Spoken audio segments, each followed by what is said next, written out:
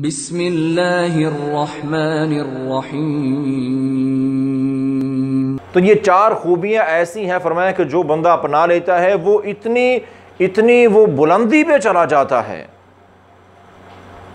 कि दुनिया की ये चीज़ें उसके लिए कोई हैसियत ही नहीं रखती। कुछ छिन गया है, कुछ खो गया है, कोई परवाह कोई नहीं है, उसका नुकसान जैसे हुआ ही नहीं। तो ये चार खूबियां आपने बयान फरमाई। नंबर एक, आपने फरमाया कि हिफ्ज़ अमानतिन,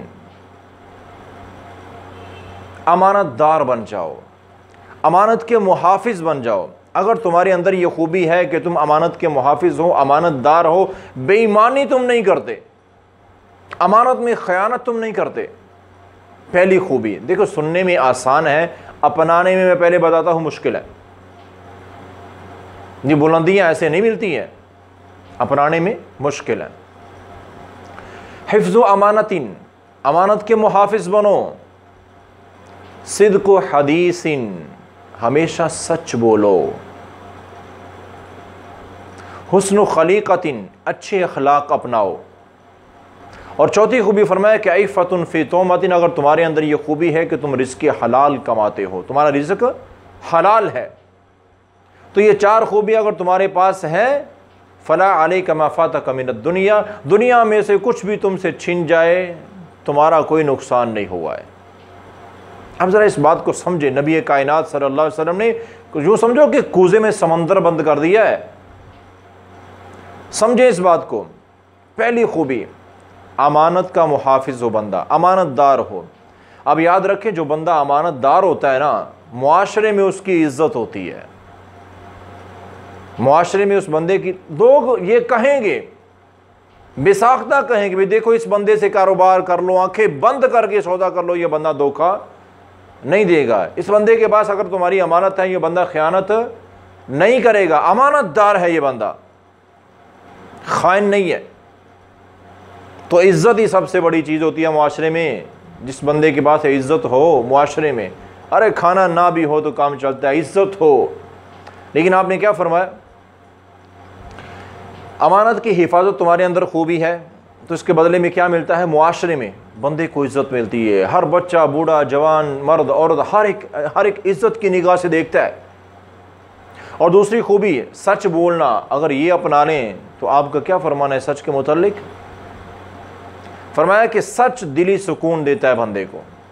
अब जिस बंदे की मुआशरे में इज्जत है बड़ी, हर बंदा, हर शख्स, हर कोई उसकी इज्जत करता है, और दिली तौर पर अल्लाह ने उसे सुकून, इत्मीनान क़ल्ब अता कर दिया है। खुद भी बंदा मुतमईन है और सुकून में है, और लोग भी सारे इज्जत करते हैं।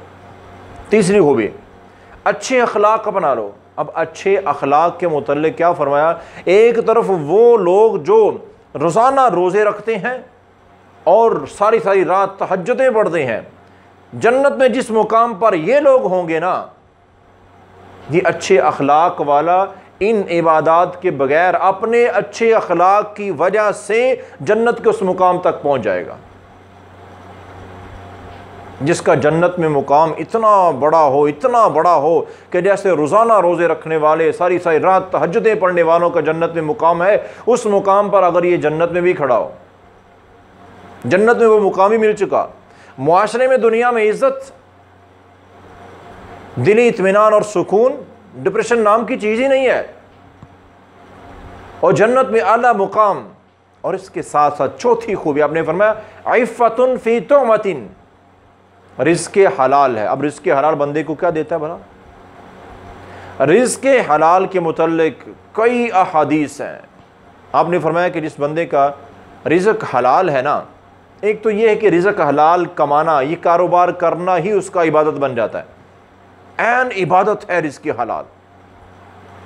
और वो रिज़्क़ हलाल कमाना भी इबादत, उसको खुद खाना भी इबादत, आगे खिलाना भी इबादत, अपने घर वालों को खिलाना भी इबादत लिखा जाता है, रिज़्क़ हलाल। और ये बंदे को ये इबादत है। इसके अलावा आपने क्या फरमाया कि बंदे को ये रिज़्क़ हलाल जो है इतना ऊंचा ले जाता है, इतना अल्लाह के करीब कर देता है, इस बंदे की हर दुआ अल्लाह कबूल फरमा, कोई दुआ रद्द होती नहीं है। दुआ के कबूल होने में जो रुकावट है ना, सबसे बड़ी वो हराम रिज़्क है। जिस बंदे का रिज़्क हराम है ना, उसकी दुआ कबूल ही नहीं होती है, और जिसका रिज़्क हलाल है उसकी हर इबादत कबूल, हर दुआ कबूल। मतलब क्या, वो बंदा जो अल्लाह को कहता है अल्लाह वही कर देते हैं। बंदा जो अल्लाह को कहता है अल्लाह वही कर देते हैं। बंदा जो मांगता है अल्लाह वो अता फरमा देते। किस वजह से?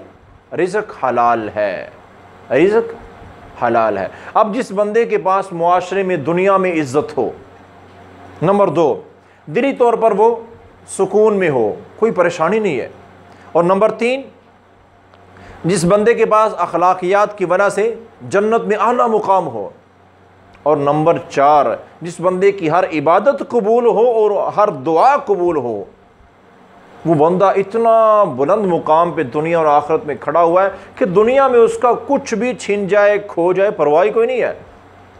इसलिए आपने फरमाया कि अरबाउन इदा कुन्न फीका, ये 4 खूबियाँ अगर तुम्हारे अंदर हैं, फ़ला अलैका मा फ़ातका मिनद दुनिया, दुनिया में से कुछ भी तुमसे खो जाए, छिन जाए, चला जाए, फौत हो जाए, तुम्हारा कुछ नहीं बिगड़ा, ना तुम्हारा कोई नुकसान हुआ है।